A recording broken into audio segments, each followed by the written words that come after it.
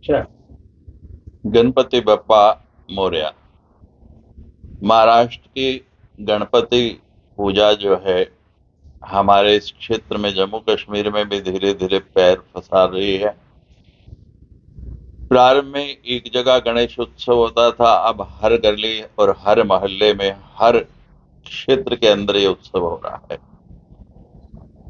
3 वर्ष पहले भी लाल द्वारा कमेटी ने यहाँ पर ये गणेश उत्सव कराया था, लेकिन उसके बाद कोविड होने के कारण वो परंपरा टूट गई और इस बार फिर से प्रयास करके ये यहाँ गणपति उत्सव 19 तारीख से लेकर और 28 सितंबर तक मना रहे हैं।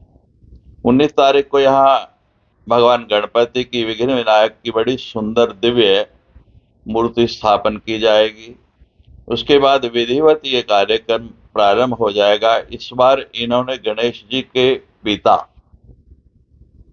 भगवान भोलेनाथ आशुतोष शंकर की कथा उस उत्सव में कराने का संकल्प लिया है। गणेश जी की लीला के साथ साथ उनके अग्रज भगवान शिव की सुंदर कथा सब लोगों को सुनने को मिलेगी। प्रतिदिन सायकाल 4 बजे से लेकर 7 बजे तक ये कार्यक्रम यहाँ होगा। सुबह और शाम, सायकालीन और प्रातःकालीन आरती प्रतिदिन 7 बजे की जाएगी। इस उत्सव में कई विशेष कार्यक्रम रखे गए हैं, जिनमें भगवान शिव का विवाह 24 तारीख को हम धूमधाम से यहाँ शिव पार्वती विवाह करेंगे।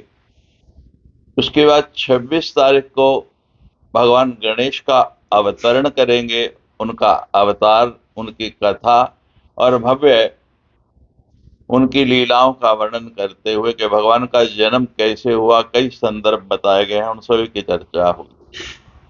और एक और उत्सव हम भगवान गणेश के विवाह का, यानी कि रिद्धि सिद्धि के साथ उनके विवाह का उत्सव भी मना रहे हैं। एक दिन भगवान का सहस्त्र नाम से अर्चन दूब द्वारा उनको 1000 बार दुर्वा चढ़ा करके करेंगे, क्योंकि भगवान शंकर को, भगवान गणपति को दुर्वा बहुत प्रिय है। और एक दिन सहस्त्र नाम अर्चन कराएंगे। ये दिव्य कार्यक्रम पहली बार हो रहा है कि गणपति और शिव, एक मोक्ष के दाता, एक बुद्धि के दाता, दोनों का एक साथ उत्सव यहाँ गांधीनगर लाल द्वारा मंदिर के प्रांगण में आप सभी को देखने को मिलेगा। भगवान शिव ने कैसे इस पूरी सृष्टि को धारण कर रखा है और संहार करते हैं। और भगवान गणपति बड़े बड़े कान हैं, लेकिन छोटी से छोटी बात सुन लेना और बड़ा उदर है सुनने के बाद अपने अंदर रखना, इतनी बड़ी सूंड है उनकी। यानी कि घ्राण शक्ति, सूंघने की शक्ति होनी चाहिए, दूर से ही पता लग जाए कि आगे परिस्थिति क्या है, कोई खतरा तो नहीं है।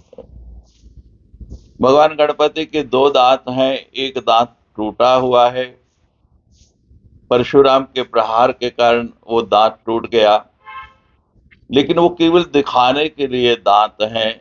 और जिन दांतों से वो भोजन करते हैं वो अलग हैं, यानी संसार को बता रहे हैं कि संसार में रहना है तो संसार के प्रति व्यवहार में वैसे रहो जैसा संसार चाहता है, और जीना है तो अंदर के दांतों का, यानी जो आपको अनुकूल लगे, जो आपको अच्छा लगे वैसे रहो। और समाज के अंदर बहुत विचित्रता है, कोई बड़ा है कोई छोटा है, बड़े और छोटे का सामंजस्य सीखना है। हाथी जैसा शरीर, स्वयं का इतना बड़ा शरीर, लेकिन भगवान ने वाहन किसको चुना? छोटे से मूषक को। और मूषक को क्यों चुना है? कि मूषक उद्यम है। चूहे को देखो तो हर समय कुछ ना कुछ कार्य करता रहता है, कुदरता रहता है, यानी भगवान कहते हैं कि जीवन में प्रमाद को आलस में नहीं आने दो। जिसके जीवन में आलस आता है वो सफल नहीं हो सकता है। सफल होना है तो हमेशा कुछ ना कुछ कार्य करो।